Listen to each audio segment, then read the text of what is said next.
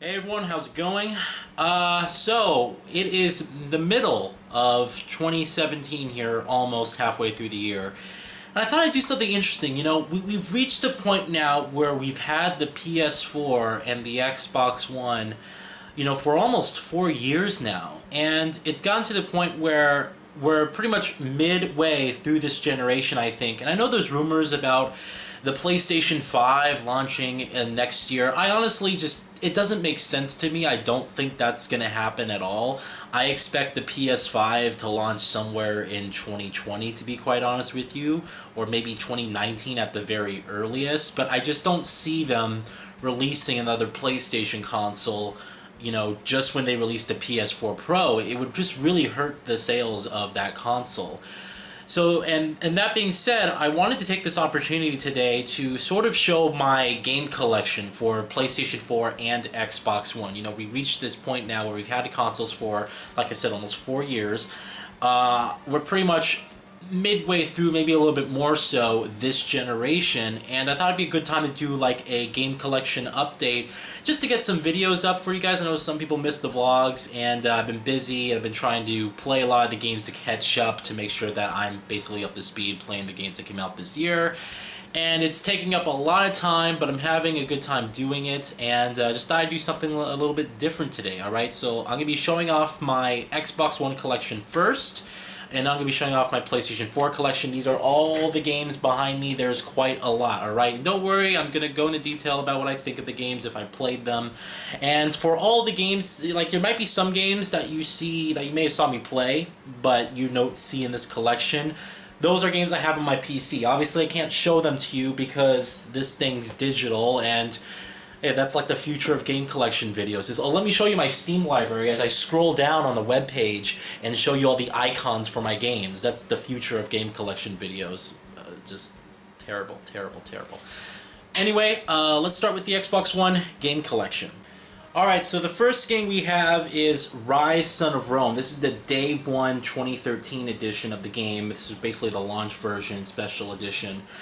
Now, this was the launch title for Xbox One, and I have to be honest, I was probably one of the few people who actually liked this game. This game got canned, just destroyed by the mainstream media, and also, people who played it saying it was nothing but a QuickTime event fest and a tech demo.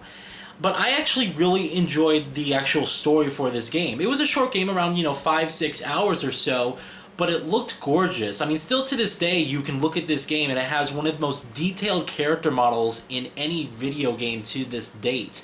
And this being made by Crytek, it's a studio that pretty much gone downhill ever since, the later Crysis games. Crysis 3 was just an abomination, and then, they kind of went into some deep financial troubles, unfortunately. And it's a shame because Crytek made great games in the past, Far Cry. The original Crysis were just some of my favorite FPSs back in the day, especially the original Crysis, because that game it was one of the best FPSs last generation, in my opinion. But this being, internally developed by Crytek with their CryEngine technology, it's one of the most graphically beautiful games. It runs at 900p on the Xbox One. You wouldn't even notice, to be quite honest with you. It's so well made and so well polished.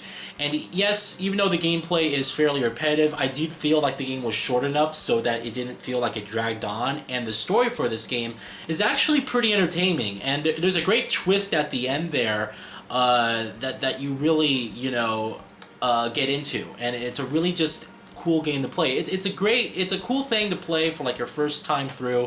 I don't know if I'll ever go back to it, but this is definitely a great showcase for the power of the Xbox One and what this generation can do. And I wonder if it's going to get some Xbox One Scorpio support in the future, maybe bump the resolution up to 4K, because the game is actually really well optimized if you get it on PC. I mean, it doesn't take that much power to actually run the game at 4K max settings. It's very, very well optimized. So we'll see, but Rise, Son of Rome, I actually did like this game. It was pretty entertaining, alright? Next up, we have Forza Motorsport 5, again, the Day 1 2013 edition. This was, even though it had less cars, and it had less tracks than Forza 4, I actually liked this game a lot. This was probably, out of all the launch games, when you basically take into account the PlayStation 4 launch lineup and then the Xbox One launch lineup, I have to say that this was probably my favorite one out of the whole entire launch lineup from those two consoles. It was quality, and even though it was less, it was still made very well, and you really didn't really feel, you know, that you were getting less tracks and less cars. It still had, you know, it still took me a very long time to actually get through the career mode like, you know, I do with the regular Forza games.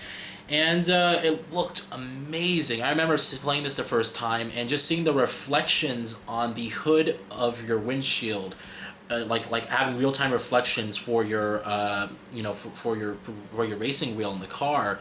It was just an incredible sight to behold. Like, this is definitely, it's just such a beautiful game. And I really enjoyed, you know, playing my time with it. Despite it having less cars and less tracks than the previous Forza games, it was pretty good. So Forza 5 is probably my favorite launch game of the entire, you know, 8th gen consoles. Alright, next up we have Thief. Alright, this was a game I was very mixed on. I loved the stealth gameplay and the mechanics, and I really got into this game. I really enjoyed it. But I really was pissed off at the end of this game. The story at the very end was just frustrating. It abruptly ended. It was a cliffhanger ending, and, you know, coming from Eidos Montreal, you know, these are the guys who made the Deus Ex Human Revolution and Mankind Divided games. You know, coming from them, I was really expecting more in terms of a narrative, you know. But if you love stealth games, you really can't go wrong with this. It's a great stealth game. It's just that the game tries to convey this story, and then it doesn't finish what it's trying to tell. It abruptly ends. And it just ends up frustrating the shit out of you if you're kind of in it for the narrative. But if you just want a really good stealth game, I actually really enjoyed this one. It has great level design. I thought the graphics were pretty damn good, and just really enjoyed the game, and it was good in my opinion. Just the story was terrible. It ended terribly, I should say. Titanfall, a very underwhelming game. I liked this game in the beginning. For like the first 2 weeks, I was actually pretty heavily into the game. And then, you know, that repetition started setting in, that feeling when you don't have a lot of content to play with, you know, your game. Just that feeling set in.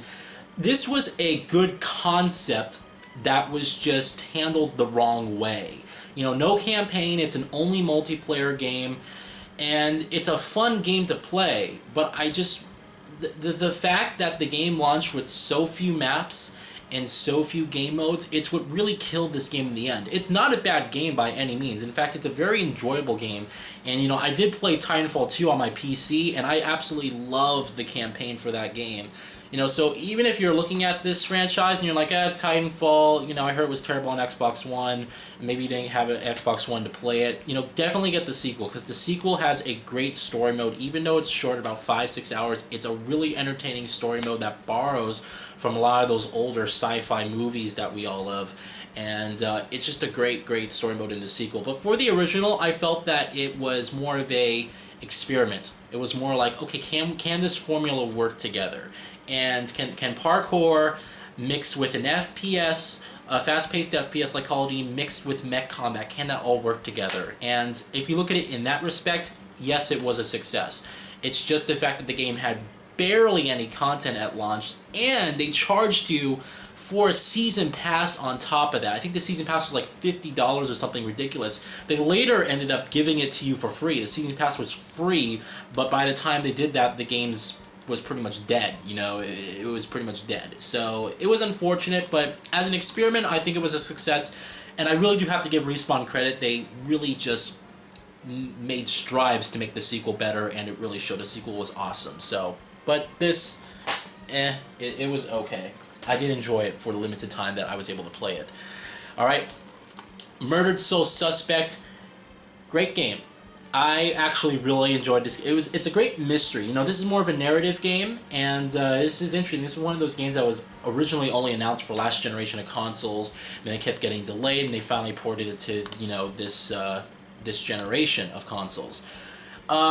This is a slow-paced detective, mystery type of game. It's not an action-paced game. You walk around your environment as a ghost. You're basically murdered, in the beginning of the game, and you have to find out who your killer is so that you can basically move on to the next, life after death, essentially. And it's a very interesting story, and it actually is really entertaining. It's really engaging. It makes you really think, and you really have to pay attention to your environment, and it's a very enjoyable game. I highly recommend this if you're looking for something that's more of a mystery to solve, if you want something with real suspense, real atmosphere. And again, it's slow paced. I know that not everybody is going to go for it. A lot of people want, just this instant gratification. This is a game that you really have to take your time on, but at only 8 to 10 hours long, it's not super long, and the story's engaging, it's written well, and it's really interesting how you have to go through basically this whole town. It's not really an open world, but you have this entire town to explore, and you have to go to different locations to finally uncover the mysteries of your death and what happened. And there's interesting characters. There's other people who've basically been killed or murdered, and you have to help them solve their missions in order to help them pass on. And it's just a really interesting game. It's something different, and I think that's what I really liked about this game, is that it was just a different flow. If you're into games like LA Noire, this is definitely something that's you're definitely gonna like if you're into that type of game. So Murdered Soul Suspect, definitely an interesting game, and I really enjoyed that one. Forza Horizon 2, the Day 1 edition, of course. A lot of people say that Horizon 2 didn't have like the impact that the first Horizon did. It was a cross-generation game. I don't know, they released this game on the Xbox 360, and the game was almost a different game on the Xbox 360. There's a real big difference between playing this on Xbox One versus Xbox 360. And I understand, on Xbox 360 they had to work with their technical limits to get the game, to run on that platform.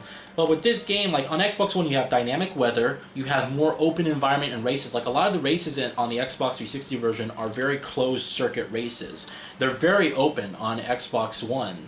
But I thought I actually liked this game. I thought it was a good game. I can pretty much say that I liked it just as much as the original Forza Horizon. I don't know why this game sort of is looked at as the lower game of the series, but I personally enjoyed this game. Despite it being cross-platform, if you played it on the Xbox One, you basically were playing the real game. I don't know why they ported it to Xbox 360, because again, you look at the difference between the game, and it's a very big difference between how they basically create races on the Xbox 360 version and how the game's scripted on the Xbox 360 version versus the Xbox One version. But I enjoyed this game. It was a fun game. I liked the environment, and I had just as much fun with it as I did with the original Forza Horizon, which was my favorite racing game of last generation. So we have that. Sunset Overdrive. This is a game I did not expect to like, because it's very zany, very not serious. It's all about, over-the-top action and very playful. It's developed by Insomniac Games, and it's an Xbox, One exclusive. It's a very weird game, because I was not expecting to like this game at all. And I actually walked away really liking the game. I actually found a lot of fun with this game. And it's weird. This is definitely not for everyone, because I've had friends personally who have played this game who just did not like the game at all. They quit it instantly. They thought it was a waste of time. But, I don't know. All I can tell you from my personal experience is I really enjoyed this one. I had a lot of fun with this one. And I was basically taken by surprise. I was not expecting to even come close to like this game, just because of the subject matter. It's very, again, cartoony, and just lots of colors, and just all about fun, instead of like a serious, emotional, engrossing story. But I had fun with the game. That's all I could say. Maybe you guys should check it out. All right. Assassin's Creed Unity, one of the buggiest games, this generation, excuse me. But also probably one of the most technically accomplished games of this generation, if you want to call it. I mean, this game is still being used to benchmark some high-end PCs. I have to say that, it's weird. When this game worked, I really liked it. I thought it was a great step forward for the Assassin's Creed franchise, but most of the time it didn't work. Still going back to this game, the frame rate still is slightly below 30 frames per second, and you have jitter and stutters, in between there, and the game's just not polished, that well. Later on with Assassin's Creed Syndicate, which I played on PC, they really, improved the formula, but the graphics took a hit in Syndicate. Playing it on PC, I was not as impressed with the graphics of Syndicate as I was playing this on my Xbox One. That's just to show you guys, like, how much of a, I guess not much of a dip, but they changed, you know how they say, we changed art styles. That's their excuse whenever they want to degrade graphics. Oh, we just changed the art style of the game. Yeah. As an Assassin's Creed game, when this game works, it's a really good step forward for the franchise. I love the new additions to it, and the story in this game is really interesting. It's a more personal story this time around, because they tried to do what they did with the Ezio trilogy of games, and they tried to create a character that was really likable and just engaging and I guess relatable in that sense. And he has some, same qualities as, like, Ezio, but he's not like Ezio. It's a bit weird. But I still liked, the character Arno in this game. It was an interesting game. A lot of people want to... This game still gets crap for saying there's no female assassins at all, but it's stupid because, you play the game co-op, and they're complaining that in co-op there's no female assassins, but you're always playing as Arno in co-op. It's just that you show up as a different character in someone else's game world. So it makes no sense why people are still complaining. But it's I enjoyed this game when it worked. I enjoyed it when it worked, and I was happy to at least played it in a somewhat decent version of the game. Xbox One version ran better than the PS4 version, because of the CPU on the Xbox One is actually slightly clocked higher than the PS4 version. That game is very CPU heavy. So, Halo the Master Chief Collection, this comes with Halo 1, Halo 2, Halo 3, Halo 4. I never played this. I bought this game on release, and I never played this game. I never booted it up. I'm not kidding you. This disc has never been used, ever. It is still a brand new game. There's like nothing on the disc. It's a perfect brand new game. I never got to play this game. I don't know why. I think at the time I was busy playing other games that came out, because this came out during a busy holiday season. And really the only reason to get this game was because it had like the Halo 2 remastered with the improved visuals and the new cutscenes and whatnot. I want to go back and play it eventually, because I never played Halo 1 and 2 actually. I started with Halo 3 and never was really into the Halo games at all. So I thought it'd be a great opportunity to go back and play, through all the Halo games and really see, what the whole, thing was about. Everyone says Halo 2 is like the best Halo game ever made. So I'll go back and play it eventually, but I never played this game. I literally bought it. I spent $60 on it. Don't do this. Don't spend $60 on a game on release just because you can, and then have it sit on your shelf up there collecting dust and record a video 3 years later saying, yeah, I never played this game. Don't do that as a lesson. Be smart with the money that you spend. Resident Evil Revelations 2. Enjoyed this game. This was an episodic game that they released later on disc. I waited for it to be released on disc, obviously. And I really liked this game, actually. I'm not a big Resident Evil fan. I never really got into this series. I started with Resident Evil 5. And I didn't really like the game that much, to be honest. I always tried playing it through, but I just never could get through the game. And then I played Resident Evil 6, and we all know how terrible Resident Evil 6 is. Not because it went from horror to action, but because the controls in that game were idiotic and just incapable of working. It was just a bad-made game, that's all. But Revelations 2, it's a separate story. It's more of a classic Resident Evil type of gameplay, but they add some modern elements into it. You can move when you shoot, for example. And I like the episodic nature. Actually, I have to say that this type of gameplay, with the type of classic Resident Evil gameplay, it actually works very well with the type of episodic nature of the game. I actually thought it, because I never felt like repetitive, when playing this game, and I enjoyed it. I thought it was a good game. So, Revelations 2. I never played the original Resident Evil Revelations, which I know it was a 3DS game first, then they made it on PS3 and Xbox 360. And I heard that they're actually porting it to PS4 and Xbox One. So maybe I'll get that, or maybe I'll, as part of my PS3 or Xbox 360 collection, I'll get it on there. But I actually liked Revelations 2. I thought it was a good game. Battlefield Hardline is probably one of the few son and sub bitches that actually really like this game, at least from a campaign standpoint. This game gets a lot of shit. People said that it was, worthless and it had no reason to be made. It didn't really have a reason to be. They wanted to cash in on the Battlefield license. To be honest, if this game was called, if this game was called, like, I don't know, if it was just called Hardline, or Hardline, Cops and Robbers, something stupid like that, this game would have not gotten the hate that it deserved, that it gotten, excuse me.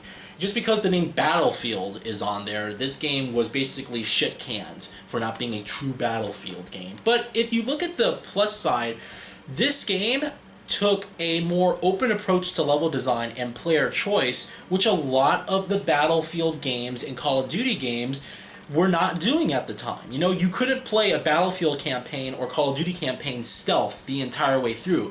You didn't have a choice to approach your levels and objectives in your own personal way in the previous games. Now with Battlefield 1, they're like, oh yeah, now you can play it stealth and there's more open environments because they took elements from this game. And Call of Duty Infinite Warfare actually allowed for some stealth gameplay as well. But back then, no one was doing this. And the very end of the game was pretty awesome because it basically turned into like the first Crisis. You had this entire island to explore with this big house at the very end of it. And yeah, a lot of people want to say the story's cliche. They didn't like the way how it was trying to replicate an episodic Netflix show. I understand that, but the gameplay and their level design for this was a step forward for the Battlefield franchise. And again, if this game didn't have the Battlefield name on it, then it probably wouldn't have been received as poorly as it did.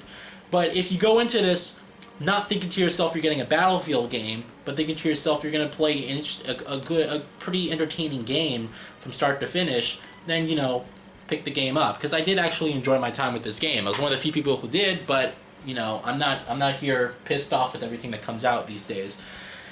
Rare Replay, here's another game that I got but I never actually played. The reason I got it is because it has all these great classic games that I never got to play when I was a kid, like, Banjo-Kazooie. Never played that, to be honest with you. I know some people are going to kill me. Conquer, never played that. All the great Rare games and whatnot. Viva Pinata, never played. Perfect Dark, never played it. This is why I got it. It was only $30 and you got 30 games. So it's like, why not? And it's remasters of those games. So there's a lot of great classic games in here, but again, it's one of those games where the disc was not even used once. It's pretty much brand new. So when I have time, I'll go back and play this. Obviously their older games is not a great priority of mine, but, it's in my collection, so when I want to play it, I can. Gears of War Ultimate Edition. This is how you do a proper remaster of a game. The game looks incredible at times. I played this actually recently. Before I played Gears of War 4, I wanted to play the remaster of the first game. They did a tremendous job going back and really bringing up the detail levels of the past Gears of War game on Xbox 360. That was a game that at the time looked amazing, right? Like at the time, you would have had to be there at the time when they showed that game off, because I remember seeing that game and I was like, damn, that game looks incredible, impressive, just lighting effects. It was one of the first Unreal Engine 3 games. Now you look at the original Gears of War and you're like, alright, it's very rough, it's a very rough look. This game, they bumped it up to 1080p. Yeah, it runs at 30 frames per second, which is, I really like 60, but when you look at the visuals and what they've enhanced here, a lot of times this game looks, easily like a standard game that came out this generation. It looks beautiful, it looks sharp, crisp. The frame rate, even though it's 30 frames per second, is very smooth throughout. A lot of people say, as with all the remasters, a lot of people are saying, oh, it doesn't look exactly like the original. They changed this from the original. Of course, it's made with pretty much a new engine, and they had to redo a lot of the assets, so it isn't going to look exactly the same. But I actually think it looks better overall. I actually think that this game has a more more sharp, more just impressive look to it than the original Gears of War ever did. This is how you do a great proper remaster. They did a good job with this game. And the multiplayer is the original Gears of War multiplayer at 60 frames per second, so that's really cool. I just never played the multiplayer because, you know, I was busy playing other games. But this is actually a great remaster. All right. Mad Max. This is another game I haven't played. One of my best friends here on YouTube, Dean Thompson, over at Vinny Corleone 63, just hates me because I haven't played this game. Well, he doesn't hate me, but he's very frustrated that I'm delaying my time playing this game. I promise I'm gonna play this game this summer. I am. Like, before I see you, Dean, I am gonna play this game. I promise. All right. I'm not delaying it. I'm not delaying playing it because of any whatever reason, you know. I'm just simply trying to get through a lot of my backlog in 2017 games. I'm trying to at least catch up to a point where, you know, I'm not so far behind. So a lot of these games I'm kind of like pushing off, you know. But this is a game I also have on PC, by the way. I don't know which version I'm going to play because I got this on consoles originally before I built my PC. And then I built my PC, and I got it on my PC because I heard it was a great PC game. And so I like, should I play it on Xbox One, my original version of the game, or should I play it on PC? I don't really know. But it's a good game. I mean, from what I played like the first hour and a half on PC at 4K. The game's graphics blew me away, and it was it looked engaging. It looked like a proper Mad Max game. And, you know, my good friend Dean, he's a very big fan of this game, and he even said, like, just the game does a great job at portraying the harsh, you know, rural world, of Mad Max and really what it should have been. And, yeah, I'm going to play this game soon. I really am. I'm excited to play it. It looks really good. The game, unfortunately, got shit canned and just mediocre scores, and for whatever reason, Warner Brothers decided it would be an okay time to release the game the same day as Metal Gear Solid 5, which essentially just killed the game. You know, idiots completely. But yeah, Mad Max. I'm gonna play it soon, this summer, absolutely. All right. Forza 6, never played. Honestly, I got this game not on release. I got it like later for like $30 or whatever. Never played this game. Why? Because I was busy playing other games. All right. I played the demo for this game though, and somehow they made the game look more beautiful than Forza. I don't know how I don't know how every single year, Turn 10 somehow finds a way to make each Forza game more beautiful. Like when you think that the game can't get any more photorealistic, they somehow get there. You know, it's really great to see that we have Gran Turismo coming back, and it's also hilarious to see that, hey, you know, this year we're probably going to get Forza Motorsport 7, and we're going to get GT Sport, which is essentially Gran Turismo 7. So it really shows you that Microsoft's been pumping out these Forza games while, you know, Sony and Gran Turismo's been taking their freaking sweet time. You know, Polyphony Digital has been just taking forever. You know, but I have to be honest, I'm a bit more of a fan of the Forza franchise than I am of the Gran Turismo franchise. Gran Turismo was good up until Gran Turismo 5. I loved Gran Turismo 4, I loved Gran Turismo 5 Prologue. And then Gran Turismo 5 came out, and this is when the studio decided to say, alright, screw quality, let's add quantity. So they added like 1,000 cars in, but only a third of the cars that they added had cockpit views and had great graphics. The other ones were like shitty, low polygons count vehicles and like didn't look that good in motion. And then Gran Turismo 6, it's like, okay, we're going to add even more cars, but even less of them are going to have cockpit views. It just was a frustrating. This is why I like stopped. I hated what they did with the Gran Turismo franchise with 5 and 6. They were terrible games. It's a great example of quantity over quality, because that's exactly what they did. You know, I would easily take a game like Forza 5, which has less cars and less tracks than Gran Turismo 6, you know, but is a quality game, versus Gran Turismo 6, which is just, let's add a bunch of shit in there to add gameplay and replay value. Gran Turismo Sport looks really good from what I'm hearing. It looks photorealistic. I don't even believe that those are the in-game visuals, but I mean, like, I'm going to be at E3 this year. If they have it playable at E3, then I'm going to definitely play and do my impressions, but I look at the game screenshots, and they're like, oh, in-game screenshots, and I'm looking at this, I'm like, no. I was just like, I don't believe it. I need to see it for myself. But from all accounts, it looks good. Forza Motorsport 6, never played, but I do want to. It's too late, to be honest, because now Forza Motorsport 7 is probably going to come out at the end of this year. This is the problem. You know, when you have too many games to play, you just become, like, just swamped. Halo 5 Guardians, a terrible, terrible, terrible entry to the Halo franchise. The only people who ever liked this game are the little kids who started with Halo 4 or Halo 3 or Halo Reach, excuse me.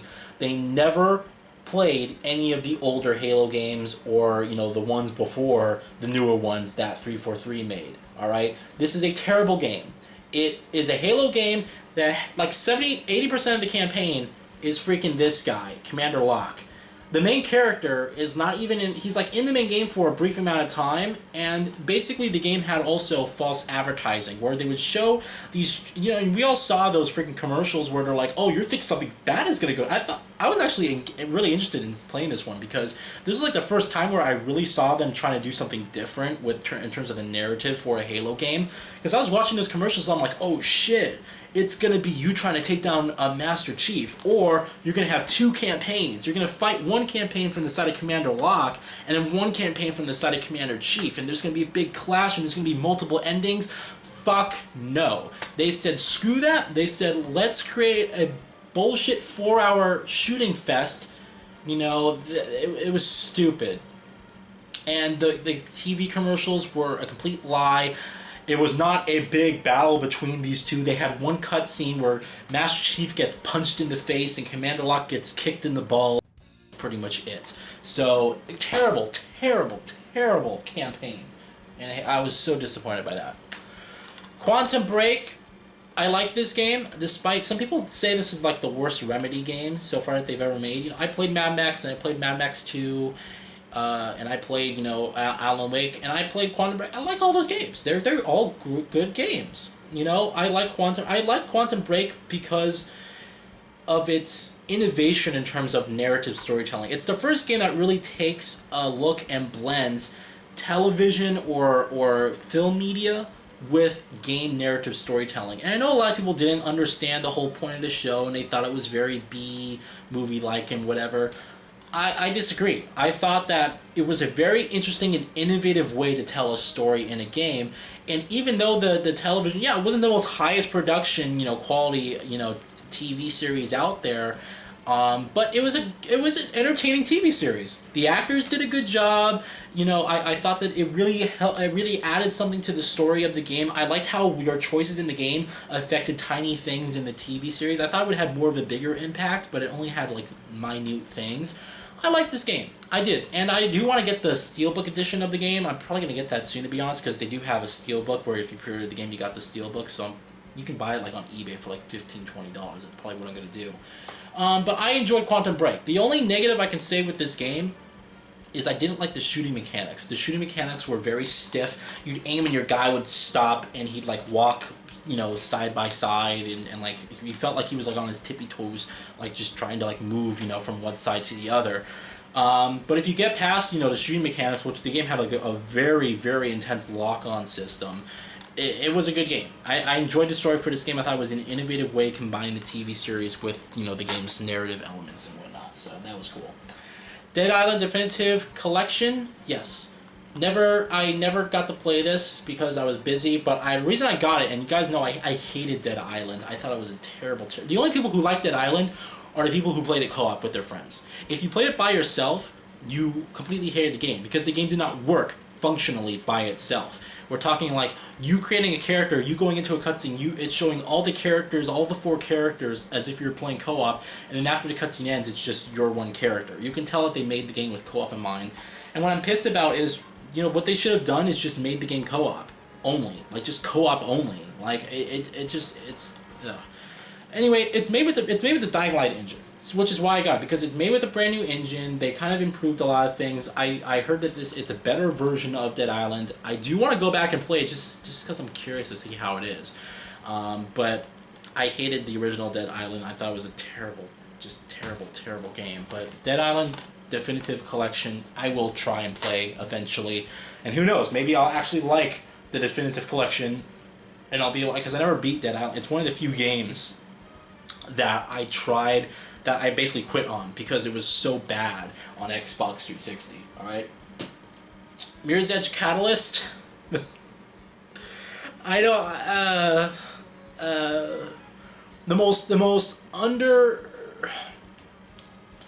The biggest waste of potential for a game this entire generation. If you played Mirror's Edge Catalyst, this game had the potential to be something incredible and new, and everything that they showed us in the trailers, even though they didn't show us much, it was all spot on. Like, you looked at the game, and especially as a fan myself, and you guys know how much I love this series, I was looking at those trailers, I'm like, this is perfect, this is spot on, this is everything I wanted, and then the game came out, and it's like, what happened, you know? I still play the game almost every day. I'm not kidding you. I play the game on my PC and I'll run around for like an hour. I'll put my friends' YouTube videos on and I'll you know, put them in the background with their voiceover if they're doing vlogs or whatever, and I'll play freaking Mirror's Edge. I'll just run around in the game. I'm still running to find the rest of the game. I don't know where the rest of the game. I'm gonna find it eventually. I'm gonna find the game that they promised that they were gonna give us. I'm gonna find it. I'm gonna find all the shit that's in the trailers. I'm running indefinitely, but I'm going to find it eventually. Somewhere in the game itself is the rest of the game. But honestly, this game's so cheap now. Here's the sad part. I don't want to go into detail because I know I can talk about 2 hours of this game. It's ridiculous. This game they gave away for free 5 months after it came out. 5 months on their EA's, you know, Origin Access thing, whatever, EA Access, they gave this game away for free to subscribers 5 months after it came out. And then they gave Battlefront for free a month after they gave this away.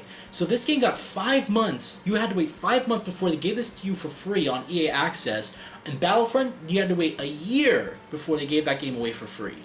It just shows you like how unconfident EA was in this franchise, and how, I mean, really, to be honest, this game was made to basically tell people like me to shut up. Like, it basically, people like me were saying, make a Mirror's Edge game, make another one, do it right, open world, make it the definitive thing, right? Make it the penultimate Mirror's Edge experience. And they said, all right, fine. And they slapped shit together, and they threw something together, and they put it out there, and then they basically appeased us for a limited time just for us to shut up. Like, Mirror's Edge Catalyst was made just to get Mirror's Edge fans to shut up about making another Mirror's Edge game. I don't know. I don't know if we'll ever get another game in this franchise, if you want to call it a franchise. I don't know if we'll ever get another Mirror's Edge game by DICE. It's one of the games that I want to work on as a developer because I know, I honestly know in my heart that I could really do it right. The problem with Mirror's Edge is that it's a game that is way ahead of its time. The whole concept, when you really imagine a world as big as Mirror's Edge, with the ability to go into every single building, the ability to go on top of every single rooftop, the ability to go down to every single street and alleyway and cranny, and just when you imagine a game that's that massive and has that much depth and it has that much exploration, it's a game that's not possible this generation. I know that. It's just the fact that they decided to make a mediocre open world game instead of a very good linear game, which they could have made a very good linear game with open level design, and that would have worked. It would have worked. Yeah, well, I would have been like, yeah, it kind of sucks it's not open world, but I would have rather had a linear, open level design, good game, rather than an open world mediocre game, which is what we got. So, Mirror's Edge Catalyst, that's all I'm going to say about that. Yeah. Resident Evil 4, I actually was thinking about playing this quite recently because my next game I'm going to be playing for 2017 is Resident Evil 7. And I never got to play Resident Evil 4. This is the remastered version, right? So they bumped it up to 1080p. It runs at 60 frames per second. I heard this is the best Resident Evil game. From all accounts, people are telling me this is the best Resident Evil game that they ever made. I think it's this and Resident Evil 2 are like the two best Resident Evil games that you could get. But I never got to play Resident Evil 4. You know, and yeah, I thought, hey, it's a remastered version, might as well pick it up. I don't know if I'm going to play it recently, though, because, you know, like I said, I was thinking about starting it because Resident Evil 7 is, like, my next game I'm going to start for, you know, 2017, but I'm waiting until I get paid next to actually get that game, and that's not until, like, the end of next week. So, I may start this, I don't know, I don't even know how long the game is, so, but we'll see, alright? We're almost done here. BioShock, whoa. It's a problem with sleeves. BioShock The Collection. This is supposed to be the remaster of all three BioShock games, BioShock, BioShock 2, and BioShock Infinite, alright? Really, I mean, I really only want it because of the original BioShock, you know, but a lot of people say, you know, unfortunately this game was not the remaster that we all deserved and hoped it would be. This game had a lot of problems when it came out. They degraded sound quality where the sound was not as good.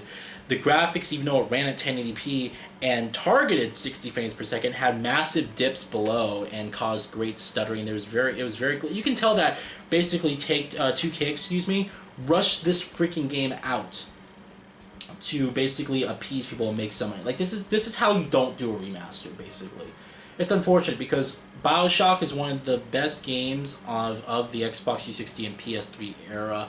It's just especially playing it for the first time. I mean, I still get memories of how just incredible that game was. And I liked BioShock Infinite. BioShock Infinite was one of those games that a lot of people liked in the beginning, and then over time, just a lot of people hated.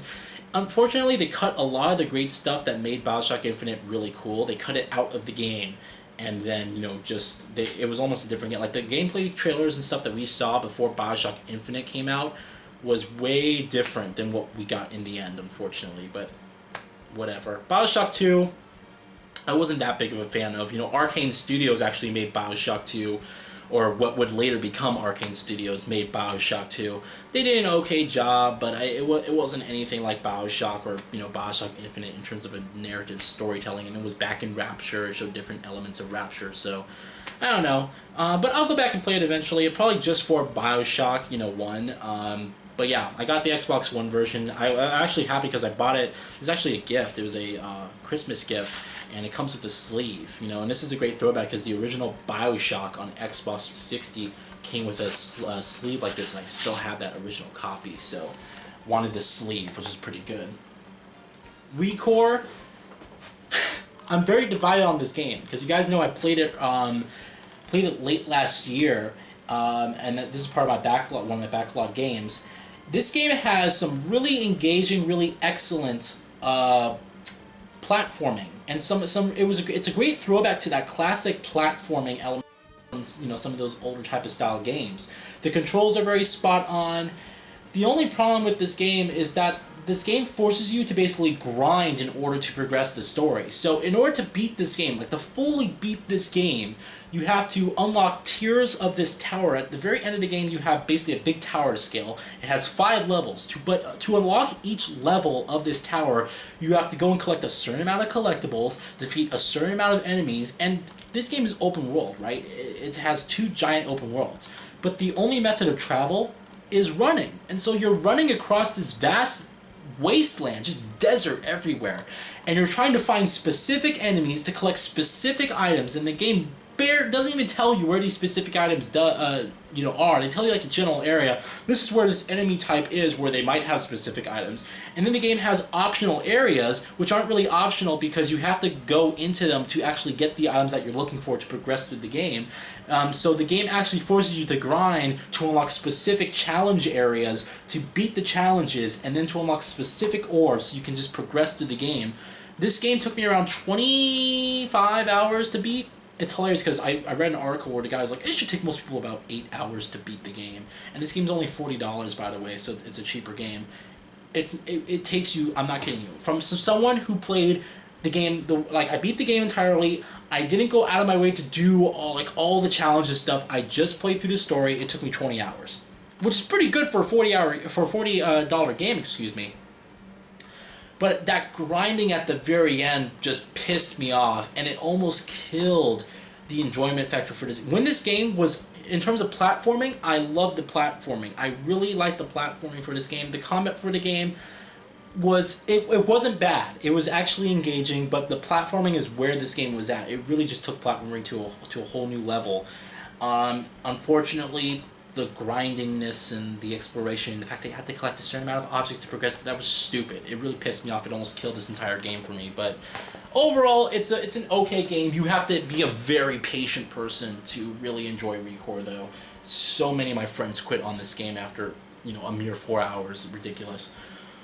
Forza Horizon 3, one of the best, probably the best Horizon game in the whole series. they basically took it to Australia, and what's great about Australia is it has so much diversity in terms of its world. They have a city world like Forza Horizon 2. They have the desert landscape of like Colorado in this game that's more like the original game.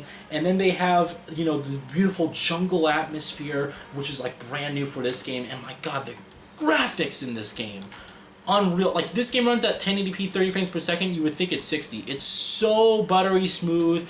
It doesn't jitter as well. The motion blur is very well implemented, so it's not annoying, but it also smooths it out, so it looks really good in motion.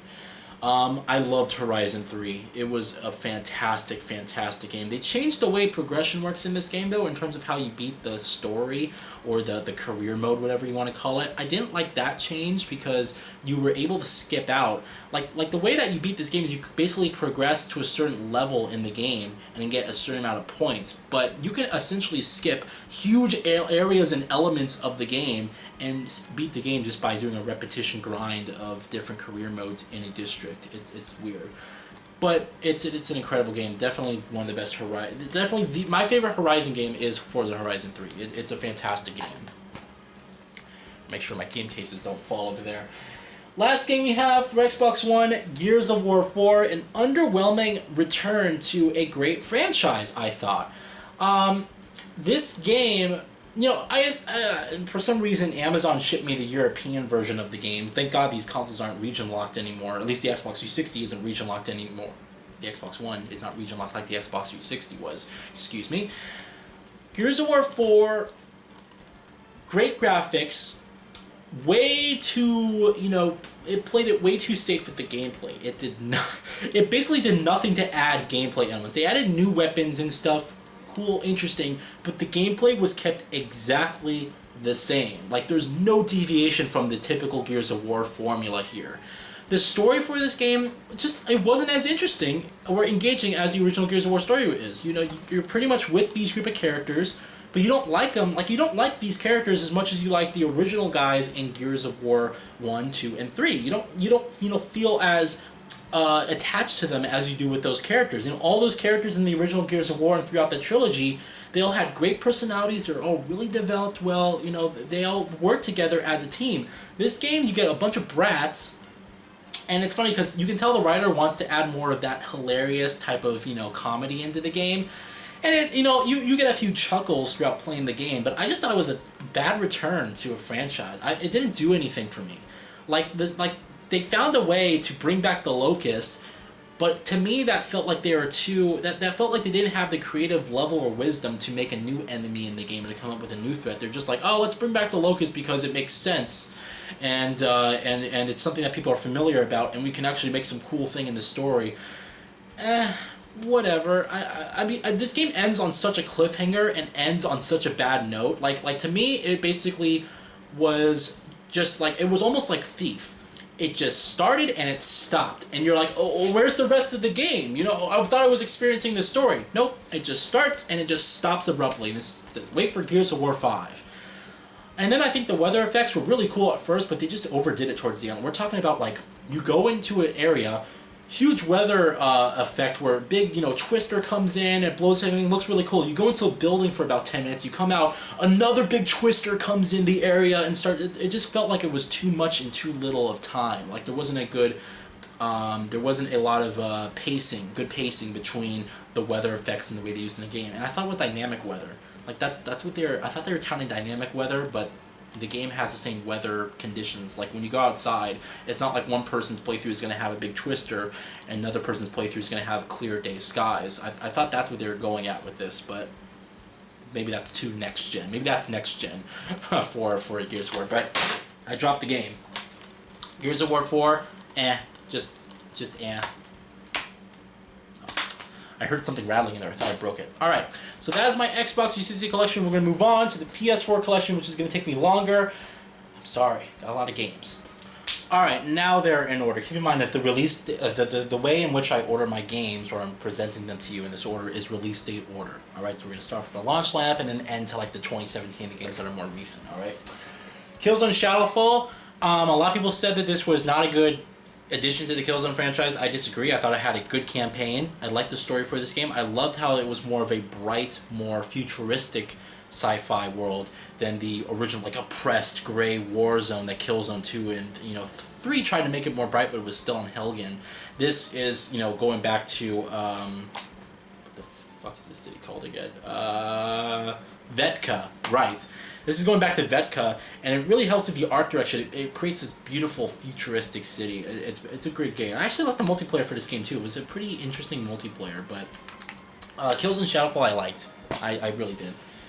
Assassin's Creed 4 Black Flag, a great game. Probably one of my, I'd have to say, playing Syndicate now, this was probably my second favorite Assassin's Creed game. I'd probably say Assassin's Creed 2, 4, and then Syndicate. I really liked Syndicate. It was good. But 4 for me was almost as good as Assassin's Creed 2. I did not expect to like the pirate themed stuff and the naval the naval battles and whatnot, because I didn't like them that much in Assassin's Creed 3.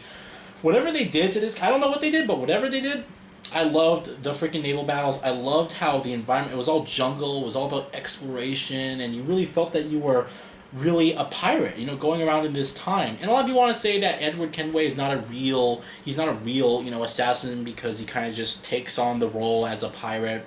I don't give a shit. The game can be called, anything.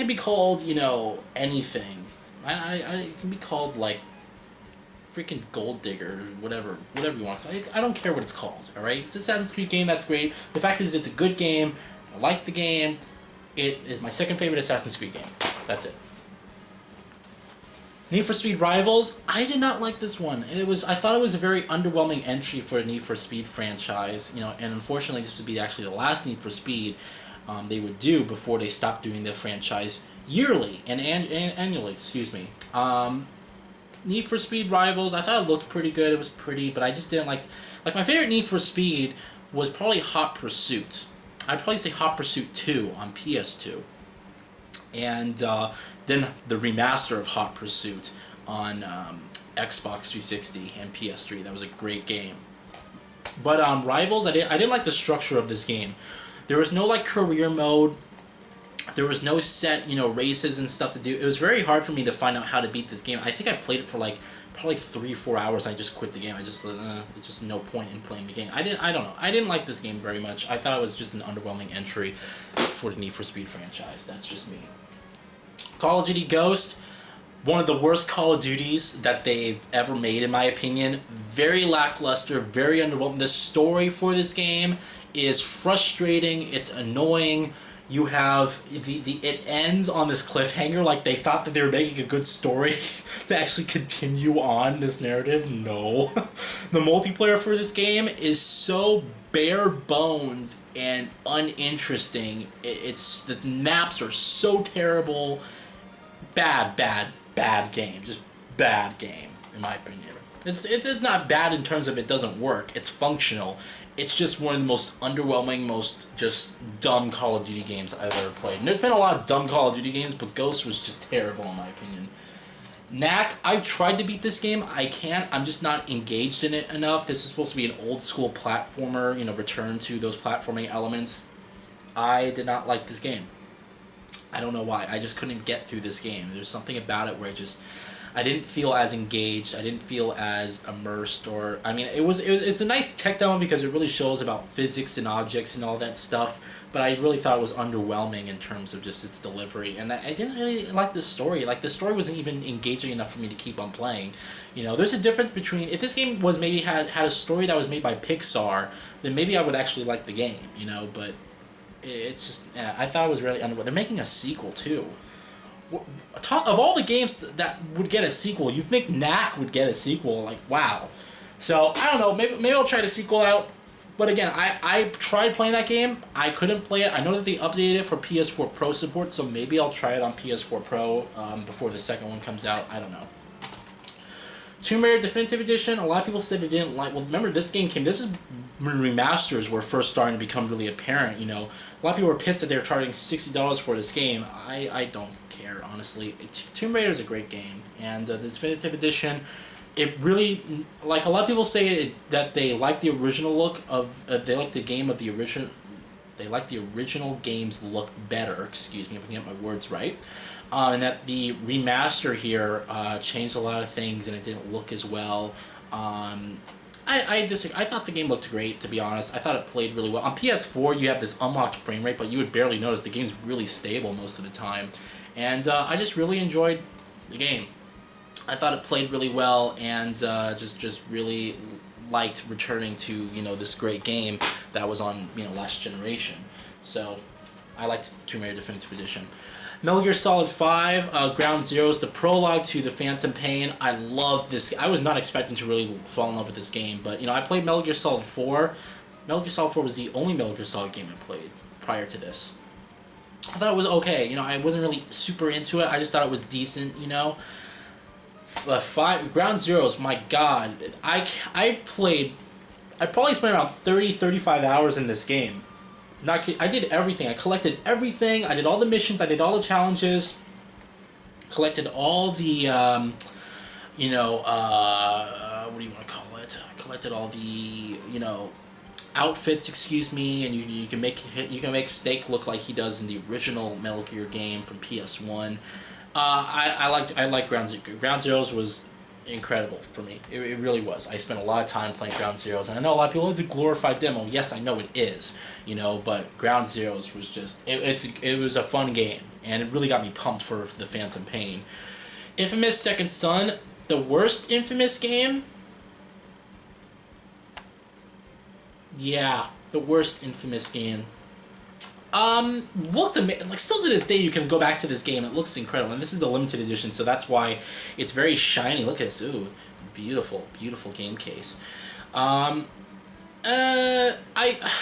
like the story for this game with the characters, and especially the villain of this game was probably the best villain of the entire franchise. I really thought she did a good job. I just didn't. I mean, like, the way they changed a lot of the game's, like, mechanics and how it worked out and everything like that. Like, the way that the controls felt, the way Delsin moved. Like, they changed a lot of that, you know, aspect of it. I love the city of Seattle. I actually like the location of the game more so than I did with, you know, the location of the first and second Infamous. I really like the location of Seattle in particular, and the rain effects and the graphics. This game's a really good tech demo. I just think that in terms of the overall scope of things, I would have to say the original Infamous is still my favorite, then it's Infamous 2, then it's Infamous Second Son. So, there you go. Trials Fusion, my good friend Dean Thompson recommended this to me. I'm so happy he did. This game is tremendous. This is the first Trials game I ever played, and I absolutely love the game. The freaking theme song is epic, you know, welcome to the future, it's all that shit. It's really awesome. And this game was hilarious for me. Like, I remember playing it for the first time, and just you messing up and the crashes and stuff. It just, like, I burst out with laughter. It was just fantastic. So Trials Fusion, loved it. Wolfenstein: The New Order, definitely one of the best FPSs. I'd probably have to say that in terms of all the games I played this generation, this game had the best feeling FPS I've ever played. It's the type of control that gives you, like, pinpoint accuracy. There's no aim assist, right? But with this game, like, just the way that the guns feel and the way your character moves, it's all responsive. Like, this is how you make a perfect FPS. A great story that really takes you across this really great world. Great characters with, you know, emotion, great character development, great graphics, full 1080p, full 60 frames per second, and some of the best FPS controls I've ever played in an FPS game. One of the best games this generation, easily. And there's rumors that we'll get a Wolfenstein 2 announcements called The New Colossus, I think. I'm looking forward to that. That's going to be freaking awesome. I cannot... If that's the case, if Bethesda's really going to announce a new Wolfenstein game this E3, I cannot wait. That game's going to be freaking awesome. Watch Dogs, I was probably one of the few people who actually really liked this game. Again, this game got a lot of shit because, you know, the graphics weren't up to par. If you take away the graphic controversy, and I made a video, it's one of the most popular videos I ever made was on the Watch Dogs 2 graphics, right? If you take away the graphics controversy from this game, what you have is a very functional, very interesting, very different open world style game. And a lot of people, I see people giving, like, back when this game came out, some people were giving it, like, you know, 3 out of 10, 4 out of 10. I'm like, So you're saying this game is not even average? That it's so bad that it's almost dysfunctional? No, it's not.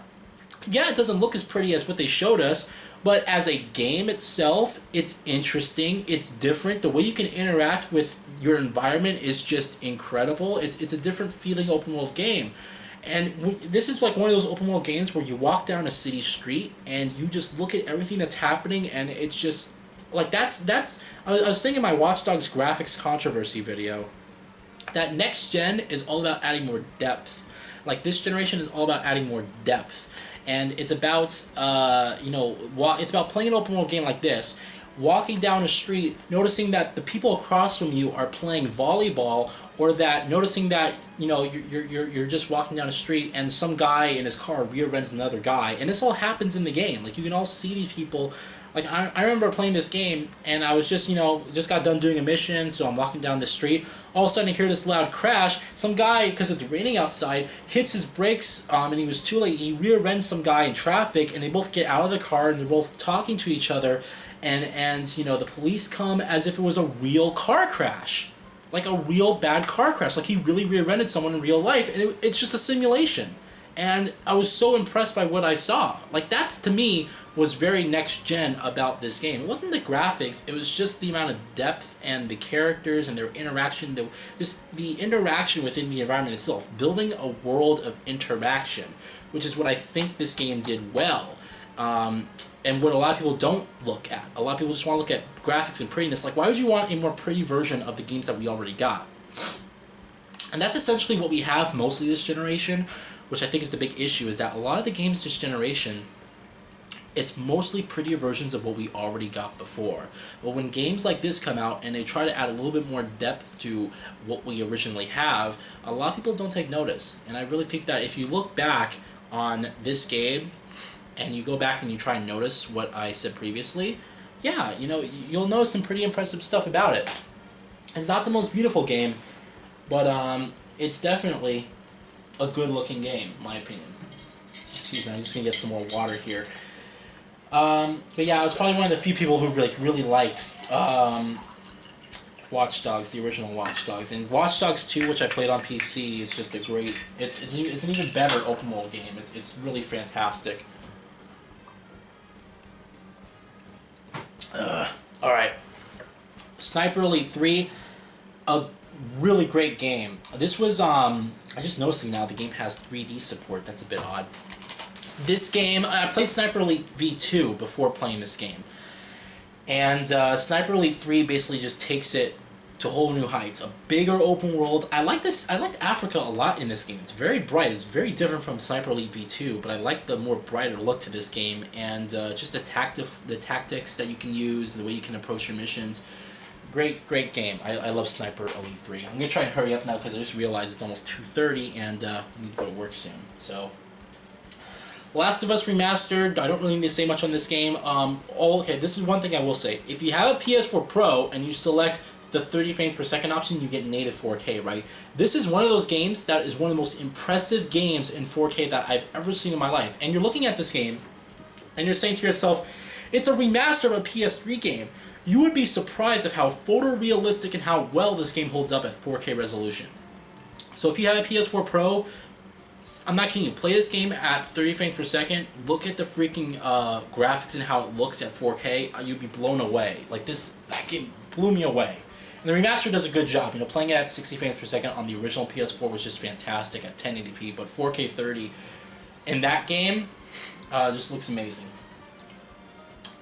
Destiny, bullshit. This is one of those games that I look at every single time and I hate myself for spending this amount of money on the game. I got the freaking Ghost Edition. I got the biggest, most expensive collector's edition for this game because I bought into the hype. And I've done that a few times this generation, and I just gotten to the point now where I'm just not buying collector's editions anymore. It's just, there's no point. Unless it's for a game that I absolutely love or it's just something I have to have, I'm not buying collector's editions for games anymore. It was games like this that when I bought the collector's edition and when I brought the game home and I found out how bare bones and lackluster, I know people still like this game. But the fact of the matter is that when this game came out at launch, I don't care what they added later. I care about what they gave us in the beginning.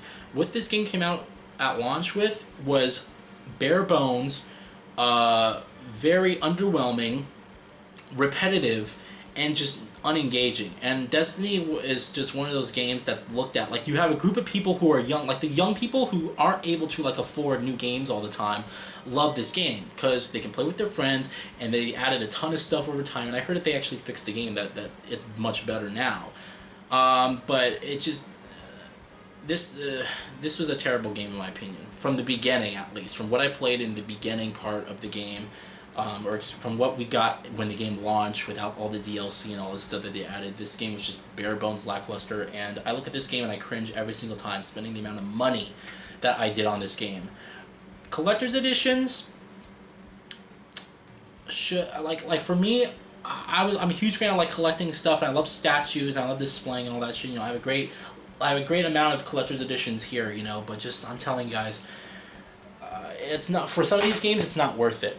Some of these games, it's definitely not worth it. And it even hurts more so when you don't enjoy the game. So, alright. Sorry I get congested here. Actually, give me a moment. I'm going to turn on the fan. Alright, so, sorry about that. Hope you guys don't get some interference with the fan coming this way. Shadow of Mordor, Middle-earth Shadow of Mordor. This was one of the more defining... There's probably, if I had to choose a game that would define this generation in terms of a new experience, something that wasn't possible last generation... And this game's cross-platform, but it runs at like 20 frames per second. Not kidding you, it runs at like 20 frames per second average on PS3 and Xbox 360. Everyone should have played this game. It's an incredible game. The Nemesis system really adds something different to the overall structure of an open-world game, and you really look at this game in a different light because of it. So, you know, Shadow of Mordor just it really took things by surprise for me. I was really impressed by what I played.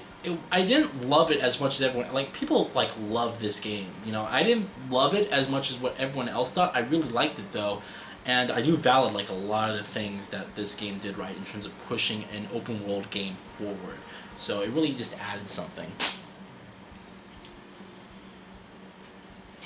Alright, next up is Crimes and Punishments, Sherlock Holmes.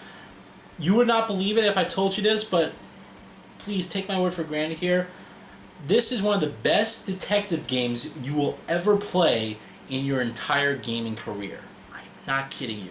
You look at it, if I told you a Sherlock Holmes game was supposed to be like this incredible game, and it's beautiful story, it's very interesting, very engrossing, and just something different, and really just takes the best elements from all the mystery games that you've ever played, you'd probably tell me that I'm full of shit and that I have no credibility whatsoever. But Sherlock Holmes Crimes and Punishments is a game that everyone has to play if you're a fan of that detective crime, like the slow-paced game type. Incredible game. Really, honestly incredible. Because this game has multiple different endings. You can accidentally accuse someone of something that they didn't do, right? So you can accuse the wrong person of a crime, and you would have different endings based off of each thing like that. I'm just like, this game it was just impressive to play. I mean, it's Focus Interactive and Frogwares. Like, these are the developers and publishers behind this game. I'm telling you, this game's incredible. One of the best games that came out in 2014. Absolutely, just play it. I'm not kidding you. Play this game. Everyone should have this game in their collection. It's a great detective game. Even better than Murdered Soul Suspect, excuse me. Alien Isolation, one of my favorite stealth games, probably my favorite horror game this generation, one of the best stealth games I've ever played in my entire life. I love this game to death. I have it on PC as well, and the game's so well optimized, it runs so well. 4K 60 frames per second, you don't even need a powerful computer to run it at that resolution. But Alien Isolation, my god, this game still to this day is a staple for what the horror genre can do. It is the perfect Alien game in my opinion, and it's unfortunate because all those rumors of an Alien Isolation 2 have just been shot down, and a lot of people who worked on Isolation no longer work at Creative Assembly, and it fucking sucks because we'll probably never get another Alien Isolation game, or we won't get one for a very long time, and that's a shame. This game is tremendous. Everyone should be playing this game, or should have played this game. Drive Club, I liked this game. I did. I think this game got a lot of flack when it came out because it was originally a launch title, then it was supposed to have a free PlayStation Plus edition, which they kind of backtracked and then they eventually gave it away for free later on. Drive Club is a good game. I can't really tell you otherwise. Like I like this game. I like the structure of this game. It's a combination of that arcadey controls, but it's a simulation approach in terms of how you play it. You're supposed to drive cleanly, drive in a track in like a straight line, and rack up points in order to progress through the game. I love the campaign of this game. I love the career mode. I loved all the cars that you're able to play. You can customize some of the cars, and my god, the graphics are just, like, to this day, it still looks beautiful, and just, I'm impressed by it. I love Drive Club. I'm not going to say anything other than that. It was just a great game.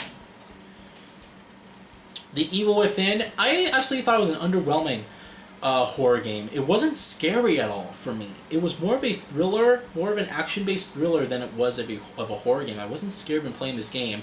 And I also thought that the story of this game was very weird. Like, it sort of ended by saying, like, the ending was like the Matrix, sort of. Like, you were, like, jacked into the Matrix. It was just weird.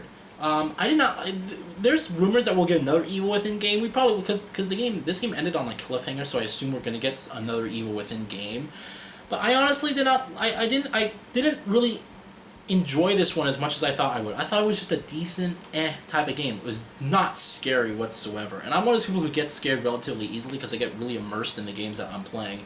This game was not scary, let me tell you that. It was not. Like, you can play this game with a straight face, and you can play this game in a dark room, and you still wouldn't be scared. It's not like that. So, for a sequel, I hope that they eventually make it better, but I just thought that the original game was kind of underwhelming. Shadow Warrior, a reboot of a classic game from the 90s. I believe the original Shadow Warrior was 90s. My god, great game. Incredible game. They have the sequel that's coming out on PS4 and Xbox One later this year. It's already out on PC. It's been out since last year on PC. I want to get it and play it. But Shadow Warrior 1, this reboot here, was incredible. This game was about 15 to 20 hours. I'm not kidding. It was super long. It was excellent. It was fun. It was so action-packed. And the writing was so hilariously, like, it's hilarious dialogue, right? You have this really toilet humor that's in here mixed with this gory executions, you killing demon. Like, imagine Doom, but Japanese, and you have a katana. And there's all these great powers that you can, it's fantastic. Get Shadow Warrior, please. It's really cheap, too, these days. Lords of the Fallen, I never played this game. I heard it was like an homage to games like Dark Souls and Demon's Souls, but I never actually got to play it yet, so hopefully I will soon. Call of Duty Infinite Warfare was supposed to be the game that was supposed to put Call of Duty back on the map, but it did not. This game had I liked the campaign of this game, I did, and I thought Kevin Spacey, he added really... I mean, it was just cool. He was cool seeing. He was in there to really garnish sales and stuff. Let's be honest here. He was in there more for like a celebrity appearance, you know. But I thought that the part he played. He's a great actor, so of course he's going to do excellent in what they give him here, you know. But did I really feel like he added something interesting to the Call of Duty game that no one could have done before? Not really, you know. But I did like this game. It was pretty. I thought the campaign was pretty decent. Multiplayer was like fun for like the first 2 hours, and then it just kind of got repetitive. Especially when people abuse the freaking, you know, exosuits in this. People dashing all around. This is like the first Call of Duty game where they started introducing dashing and strafing and wall running and all this cool stuff, and it was just like, no. Infinite Warfare is okay in my opinion. Alright, we're going to be ending here really soon. Give me about 15 minutes. I'm going to try and rush through this. I did not expect it to be taking this long, but let's see. Far Cry 4, not as good as Far Cry 3. I thought that it played it way too safe because Far Cry was one of those games that every single generation was something different. You know, you could expect a new Far Cry game like once or twice a generation, and every single Far Cry game that came out would be different from the last game. Far Cry 1 was aliens, and you're on this beautiful jungle. Far Cry 2 was more of a realistic approach, and you were in Africa. Far Cry 3 was more of this wacky out, incredible, like very, you know, crazy people on this island that was mysterious, really pushed the open world genre forward. Far Cry 4 said, let's make Far Cry 3.5, just to be safe. And then they made Far Cry Primal, which I did not like at all. It was weird, but Far Cry 4 was just... It played it way too... If you played Far Cry 4, before my games fall. If you played Far Cry 4 and you never played Far Cry 3, then you probably like Far Cry 4 a lot, because Far Cry 4 is essentially Far Cry 3.5. You know, play Far Cry... I can't believe there are people still to this day who haven't played Far Cry 3, because it was literally the game that set up the stone blocks, the building blocks, for all the open world games running forward. Every single open world game that has to do with towers and unlocking more portions of the map, that have to do with collectibles and hunting and all this stuff, Far Cry 3 mashed that all in, and every other open world game after that tried to copy off that formula. That's what it is, okay? Dying Light, if you're going to tell me that the creators behind Dead Island were to make one of my favorite games this generation, I would tell you to go to hell. And I would be wrong, because they did make one of my favorite games this generation. Dying Light is an incredible, incredible game. Mixing Mirror's Edge parkour, which I love, with Dead Island's combat and zombies and stuff, and you wouldn't believe how much it really adds to the game. Now, the game's story is okay. It's pretty, like, they had the DLC for this game, which The Following, which is actually a great DLC. You should definitely get The Following. They have a complete game package now, so you get all the DLC and stuff, but that's definitely a better buy than just this. But the side missions in this game are some of the best side missions I've ever played in an open world game. I'm not kidding you. They add their own element, they have their own story, they take you to different locations, and then you meet these interesting new characters, and the parkour is, even though it's more floaty and more arcadey than Mirror's Edge, it's a very good parkour system, and it really works out well. And it goes hand in hand with it just goes hand in hand with a zombie game. Like, you play this game in parkour, and you're parkouring around, and you're just like, this makes sense, parkouring, you know, with zombies in there. It just makes sense. You would think, like, how much your survival rate would go up if you just knew how to parkour around these zombies. And it's true. Like, learn to do parkour if there's ever a zombie outbreak. The Order 1886, again, another underwhelming, very underappreciated game this generation. This is a game that should have been sold $40 and be called The Order Prologue or whatever. It's a demo. Essentially, it's unfortunate because this game is short, and the only thing that's wrong with it is that it's short, and it adds really nothing.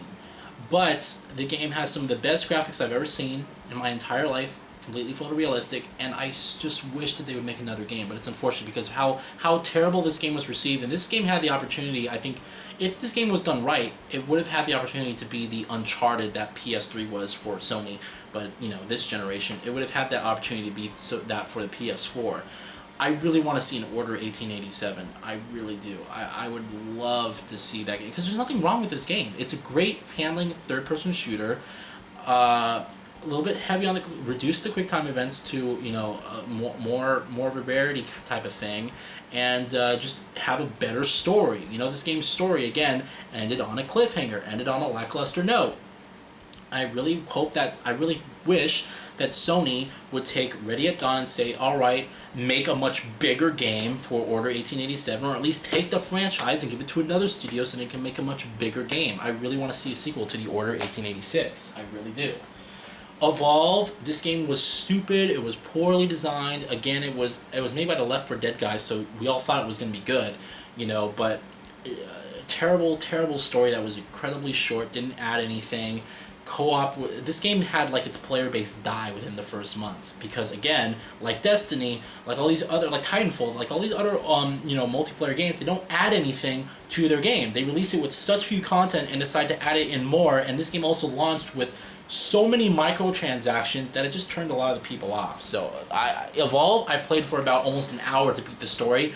The game had some network error, because it's always online. It had some network error, and it kicked me out of the game server, and the game doesn't have a save system for a story. The game doesn't have a save system for its story levels.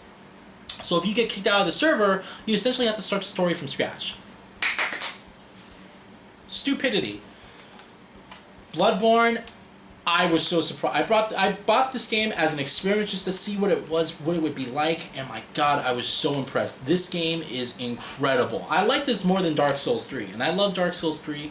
It was the first Dark Souls game I played, but Bloodborne for me was just, I love this game. The art style, the way that the controls, it was very tactical, excuse me, And I play this game, and really, it's true that playing a game like this really changes your outlook and how you play games. I play games more conservatively now, and I think a lot of that has to do with the fact that I played Bloodborne. This game really really forced me to play in a different respect. And the game's not impossible. A lot of people want to say that oh, the game's impossible, it's super hard and whatever. It's not. It's not like that at all. This is a game that if you simply bend over and let the game fuck you in the ass, you'll be okay. You'll be okay. But what I'm basically telling you there is that if you play the game the way it's supposed to be played, then you'll be fine. If you try to rush through it, the game will kick you in the ass and will punish you. Alright? That's essentially what I'm telling you. Mortal Kombat X, a great Mortal Kombat game. I didn't think it was as good as Mortal Kombat 9 or the reboot or whatever, but I did like Mortal Kombat X. It was a pretty good game. I thought it was interesting and whatever. So I'm not super into fighters, but I do enjoy playing the arcade and story mode that they come with. The Witcher 3 Wild Hunt, one of the best open world game, the best RPG this generation. That's what I'm gonna say. The best RPG that I've ever played this generation. Emotional character-driven story that's on par with some of the great games, great linear games like Uncharted, like that level of emotional character development. A beautiful open world that basically stomps Skyrim on its freaking knees, and incredible graphics. There's so much depth. The Witcher 3 is a technical masterpiece. It is. It honestly is. Batman Arkham Knight, excuse me, I almost said Arkham Asylum. Arkham Knight, I liked this game. I thought it was good. It was probably my second favorite Batman game because, I'm going to be honest with you guys, I did not like Batman Arkham, there was Batman Arkham Asylum, then it was Batman Arkham, what was it called, Arkham World or something like that? Or, whatever the second one was. I did not like that one, actually. And that's weird because that took Batman to a more open world game. You would think that'd be really awesome, that people really like that. But I didn't like the second Batman game as much. But I like Batman Arkham Knight. I just think that the original Batman Arkham Asylum for me was the best game in that series. But my God, the graphics in this game, I still look at this game and I'm still surprised that the game actually runs this well and looks that good. And just incredible, absolutely incredible. Metal Gear Solid 5: The Phantom Pain, I actually was probably one of the few people who beat this game entirely. I spent 135 hours playing this game, did all of the side ops, did all of the main missions and whatever. I love this game. Despite it being freaking, shafted by Konami, I love this game. I thought it was one of the better stealth games this generation, and really just enjoyed playing this. And even though the story was not, even though there was missing chunks in terms of this main story, and it was compromised by Konami, excuse me, I still enjoyed the game. I still thought it was a really good game. Is it a perfect 10 out of 10 masterpiece? No, it's not. But Witcher 3 is, because that's a complete game. Metal Gear Solid 5, I'd probably give a good 8.5 out of 10. Until Dawn, absolutely love this game. It's a homage to the classic type of style horror films and whatnot, and it does a great job of doing it. I love this freaking game. It's awesome. It's just really good. Until Dawn's fantastic. Uncharted Collection, never played it. Really, never played it. And I got this game because I wanted the Uncharted 4 beta. That's right, the Uncharted 4 beta. That's the only reason I bought this one on release. I'm a big Uncharted fan, so I'll undoubtedly go back and play all these games in 1080p, 60 frames per second. I wish that they would update these for PS4 Pro, though. I really do. I wish that they would update them for PS4 Pro and, have those type of, 4K, 60 frames per second and all that. That would be pretty awesome. Alright, so sorry about the brief change in camera quality there. My camera actually ran out of batteries, and I had to actually plug it in, and so the camera's actually pretty far away from me, but it's zoomed in. So hopefully you can still hear me. Need for Speed, this was a very underwhelming. This was supposed to be the reboot that was supposed to put Need for Speed back on the map. It did nothing about that. It looked beautiful, but the story was lackluster. It was just dumb. This is definitely one of the more dumber Need for Speed games that they made. And it's always online. And you want to know something? This game did nothing. Always Online did nothing for this game. It did nothing. They wanted to use a stupid excuse that, oh, it's supposed to really add something. It does nothing. It's pointless having an always online game for this type of style game, and it really killed the game in the end. That's essentially what it did, is it killed the game. Gravity Rush Remastered. This is a remastered of the game on PS Vita, which I loved. On PS4, it runs at 1080p and 60 frames per second, and is a fantastic remaster of a game. I beat it on PS4. I played it mostly on my PS Vita, but never got to beat it. But then I played it on PS4. My God, it is an incredible game. This game is just it's that quirky Japanese type of style fun, right? So it's not for everyone, but I really enjoyed this game in terms of a story that was interesting, a world that was really interesting, and just something that was different from the mainstream media. And this game's actually pretty rare. Keep in mind, this is the Amazon exclusive retail edition. This game was only released everywhere else digitally, and people are paying like upwards of $80 on eBay for this retail version of the game. So I'm actually happy I actually own it. Ratchet and Clank. This is supposed to be a reboot of the game that was tied to the tied to the film that they made. I liked it. I thought it was an interesting game, very fun platformer, and a great return to that type of style game. I never played Ratchet and Clank before this one, but good game. I'm going through this quick because time is against me at the moment. Street Fighter V, never played it. I heard it was very lackluster though, and that it was not the Street Fighter that we were all hoping it would be. But I do have the game. I'll try it out maybe whenever they fix the game. So that's Street Fighter V.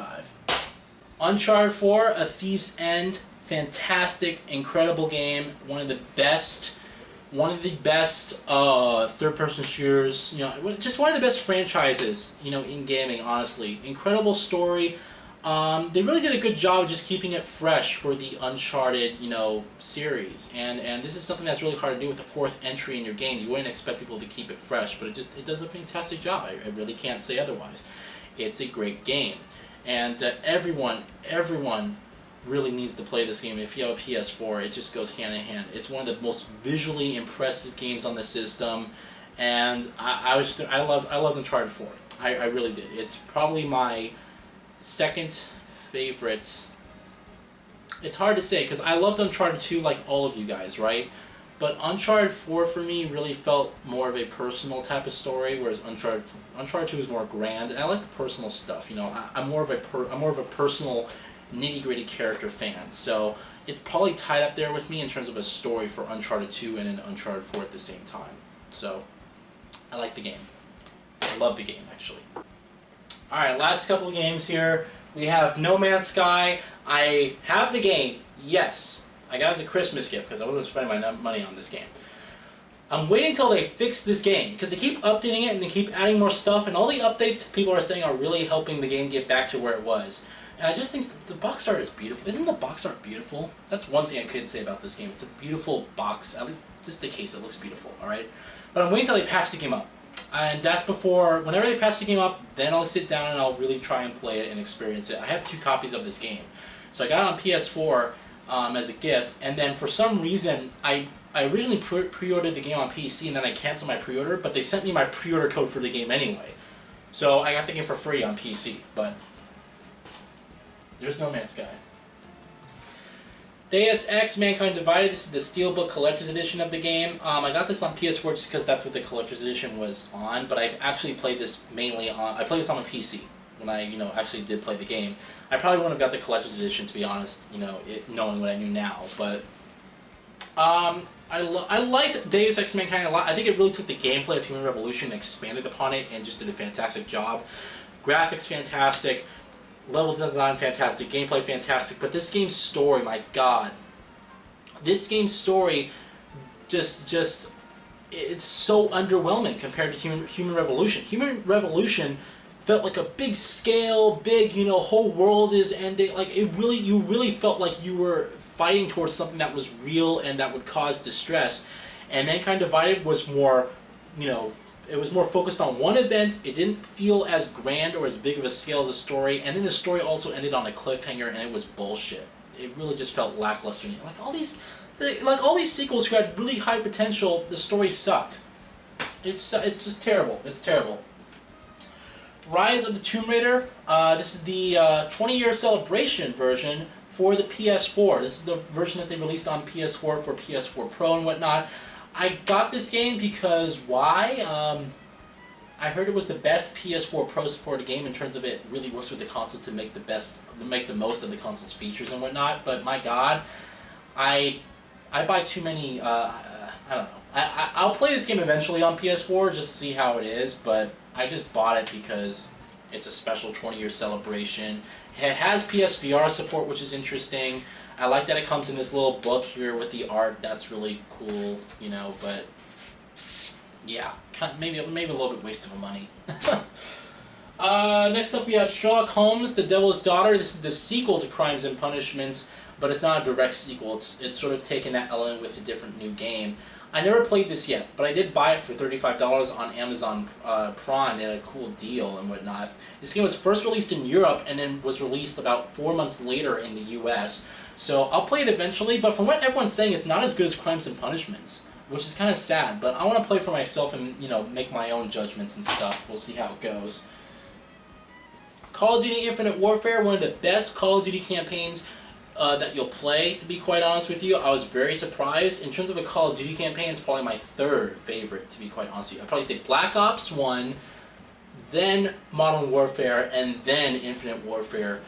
Just a great campaign. If you're going to get this game, get it for the campaign. It's a great story, it really is. And keep in mind, a lot of people don't notice, but ex-Naughty Dog devs worked on the story for this game, and it really does show. It was a great it was a great thing. And they also have, you know, the Legacy Edition I bought because it came with Modern Warfare 4 Remastered, which is really, you know, the reason that you're going to want to get the game in the first place.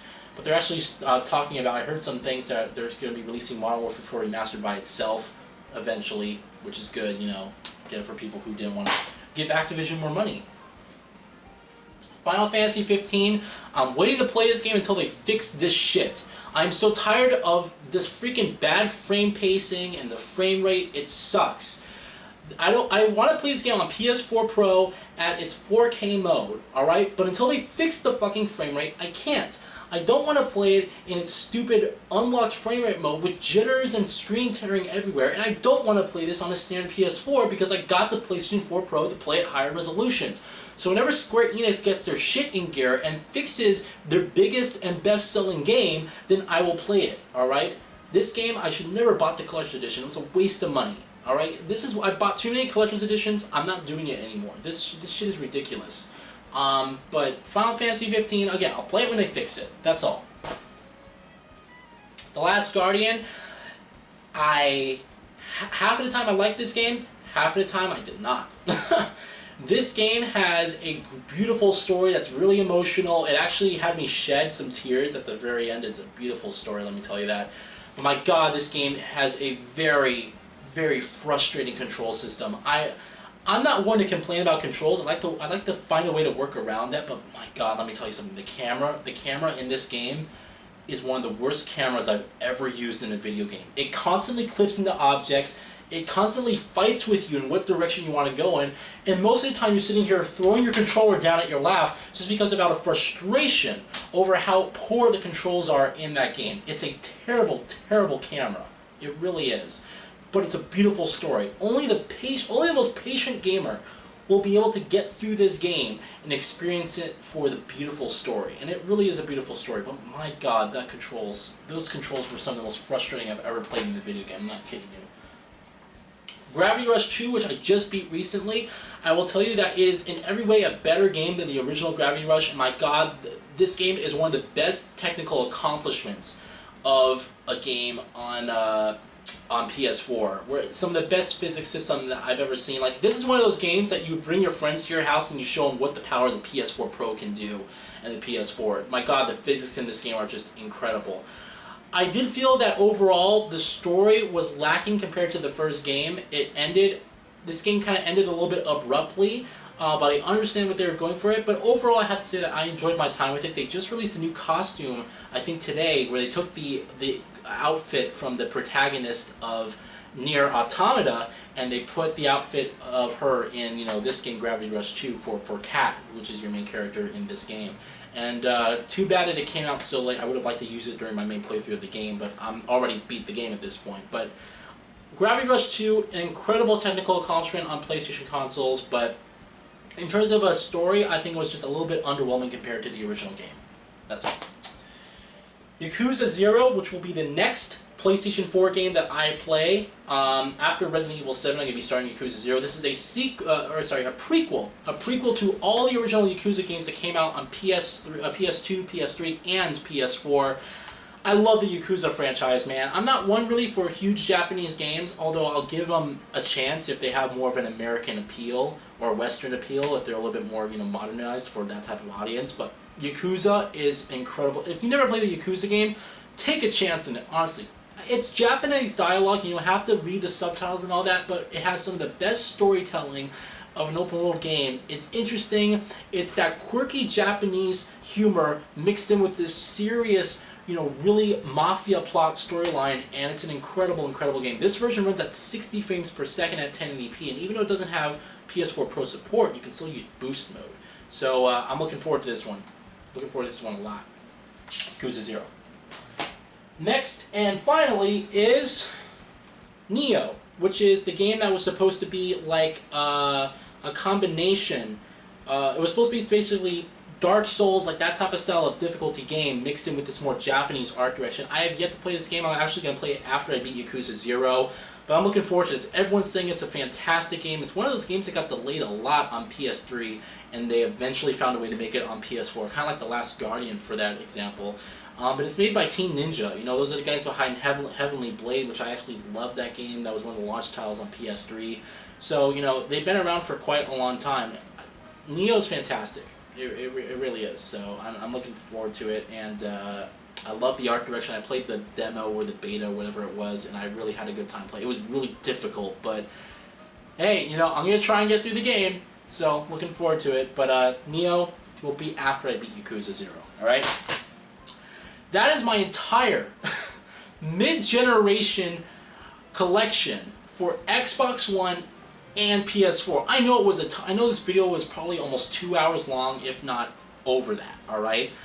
I wanted to really showcase my mid-generation. I felt like it was a good time to get a video up. I know a lot of my friends who are really big into game collecting and just sharing the game experiences, would have wanted really to see my game collection video and whatnot. And I had even some people on Twitter ask me regarding my game collection if I was going to do an update to that. And I just felt like it was the appropriate time to do so. So I really hope that you guys enjoyed this video. I know it was super long, but let me know what you guys think of some of the games I mentioned here. And if you guys have a game collection for PS4 or an Xbox One or whatever, and you want to also do like a video response, let me know. Post it in the comments of this video. I'll go ahead and check them out, and I really appreciate all your help. So thank you guys so much for watching. I will talk with you all later, and you all have a fantastic day.